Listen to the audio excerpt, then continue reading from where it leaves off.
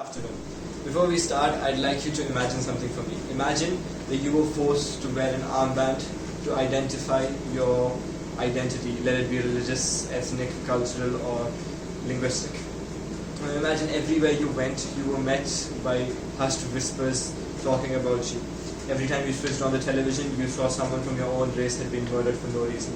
And every day you were alive, you were put on trial for the sin of your own birth. This was the world that Hitler created for the Jews in 1939 in Nazi Germany, and this is the world that Emmanuel Macron wants to create for the Muslims inside the French Republic in 2020.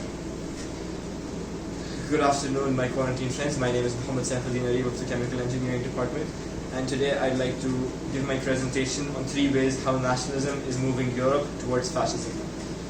Before we start, I'd like to go through an outline of my presentation. I'd like to start off by giving a little bit of background information on the elementary topics, followed by going through the 3 subtopics: the increase in ethno-nationalism, the crimes against minorities, and the suppression of rights of minorities, then conclude by giving my own personal remarks. So let's get started. Nationalism is defined as identifying with one particular nation or ideology to the detriment of all others. And fascism is the ultra-nationalist, authoritarian, far-right-wing version of the movement, characterized by the suppression of opposition and minorities. That's the key idea, the suppression of minorities. So let us draw a parallel between the Europe of today and the Europe under Hitler's Germany and Mussolini's Italy.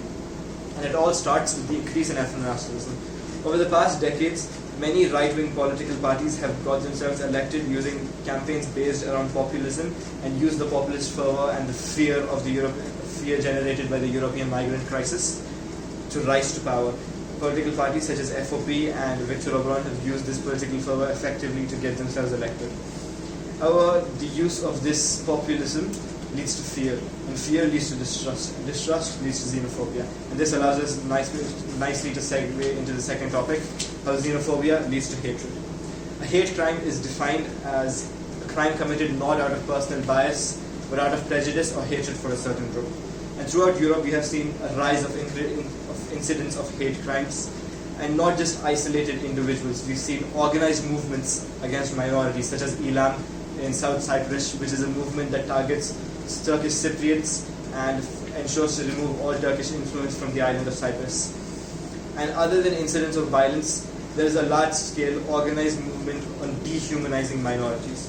For example, we have this first slide, this graph, and as you can see towards the right, it details bias incidents against Muslims.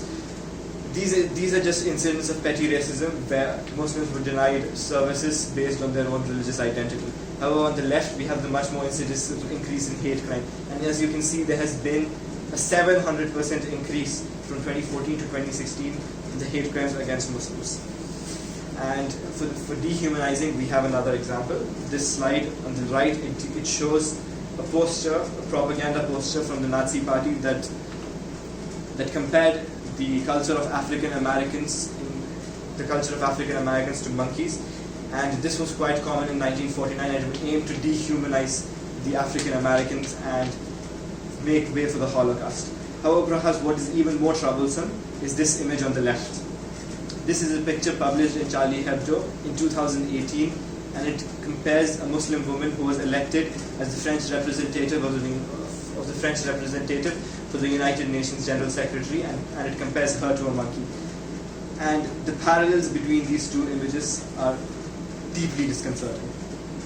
And finally, perhaps the last issue before the downward spiral into 100% authoritarianism is the suppression of the rights of minorities. There have been implemented many anti-minority laws all across Europe, such as, and we shall look at some of them in the following slides. And another issue is the higher incarceration rates faced all across Europe. For example, in France, Muslims make up 8% of the population, but they make up 65% of the inmate population. So let us look at some examples. In this first slide, we can see the anti-Jewish laws that have been implemented all across Nordic Europe. All of these countries have banned kosher sacrifice, and 2 of them, Iceland and Denmark, have even banned the circumcision of Jewish children, which is a fundamental practice of all versions of Judaism.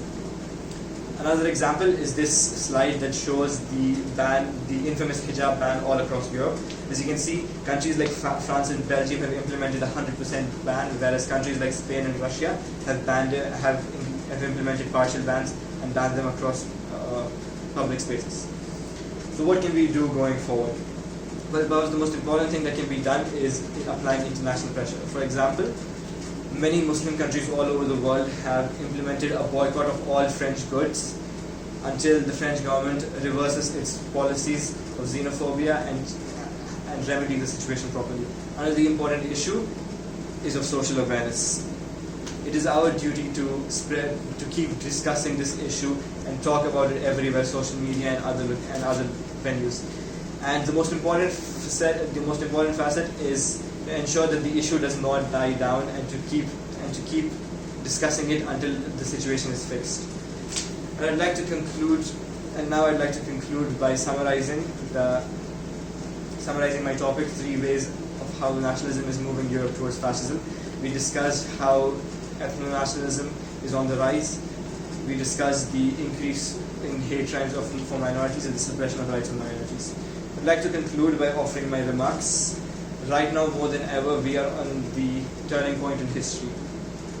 The choices we make now decide whether we face a brighter future, or whether the horrors of the past will repeat themselves.